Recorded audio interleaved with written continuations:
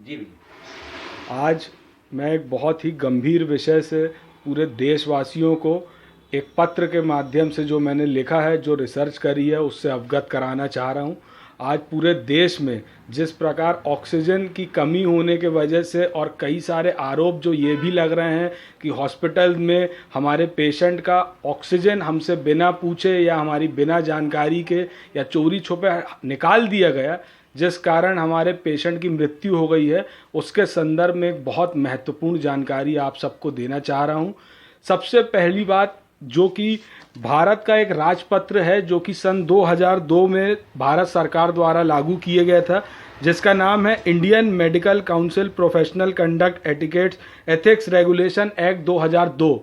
इस रेगुलेशन के तहत कानून बनाए गए थे कि हॉस्पिटल में जो डॉक्टर्स हैं और पूरे देश के डॉक्टर्स का एटिकेट किस तरह का रहेगा, उनका रवैया कैसा रहेगा, कौन कौन सी चीज़ें उनके लिए एथिकल मानी गई हैं, कौन सी चीज़ उनके लिए अनएथिकल मानी गई है, ये सारी चीज़ों का विवरण है। विशेष रूप से इस रेगुलेशन में सेक्शन 6.7 और 6.6 जिसकी मैं बात कर रहा हूँ, उसमें इस बात का विवरण किया गया है जिसको बोलते हैं यूथेनेशिया, जिसको हिंदी में कहा जाता है इच्छा मृत्यु। अगर किसी भी व्यक्ति को जिसको लाइफ सेविंग डिवाइस लगा हुआ है, अगर वो हॉस्पिटल में है, जैसे फॉर एग्जांपल वेंटिलेटर पे है, ऑक्सीजन पे है या किसी भी लाइफ सेविंग डिवाइस पर है, अगर कोई भी डॉक्टर को किसी भी प्रकार से उसका लाइफ सेविंग डिवाइस हटाना है, जो कि फर्स्ट ऑफ ऑल तो वो हटा भी नहीं सकता क्योंकि यूथेनेशिया भारत में बैन है किसी भी प्रकार से, लेकिन अगर किसी कारण वो हटाने का प्रयास भी करते हैं या सोचते भी हैं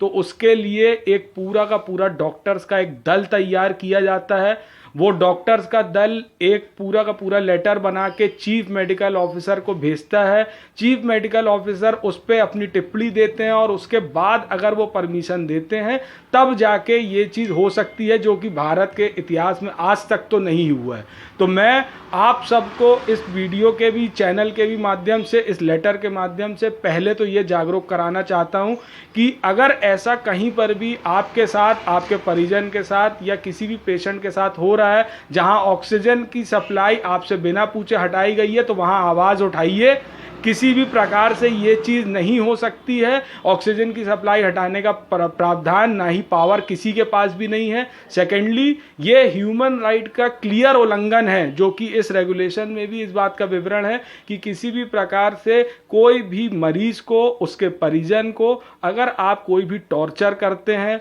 मेंटल हैरेसमेंट करते हैं, गलत जानकारी देते हैं या फिर उनको किसी भी प्रकार की मेडिकल असिस्टेंस में उनको हेल्प नहीं करते हैं, तो ये भी एक तरह का ह्यूमन राइट्स का उल्लंघन है जो कि इस रेगुलेशन में दिया हुआ है। अब एंड में मैं इस पत्र के माध्यम से, जो कि मैंने ह्यूमन राइट कमीशन को डायरेक्टली लिखा हुआ है इस पत्र के माध्यम से, और लॉ मिनिस्ट्री को भी लिखा है, मैं ये चाहता हूं कि ये जो एक्ट ऑलरेडी बना हुआ है, जो कि 2002 का रेगुलेशन है, इसका पूर्णतः पालन किया जाए। क्योंकि आज इतनी इमरजेंसी की सिचुएशन में जब डॉक्टर्स के एटिकेट, डॉक्टर्स का पूरा रेगुलेशन, पूरी की पूरी उनके जो रेगुलेशन जब सबसे ज़्यादा काम करना चाहिए, वहीं पर ये सबसे ज़्यादा विपरीत काम कर रहा है। और लास्ट में एक चीज़ और जानकारी भी देना चाहता हूं, अगर किसी भी पेशेंट का ऑक्सीजन बिना उसकी जानकारी से हटाया जाता है और अगर आपको इसका कोई भी सबूत प्राप्त होता है या कोई भी ऐसी चीज़ आपको प्राप्त होती है कि भाई कि हॉस्पिटल ने, स्टाफ ने,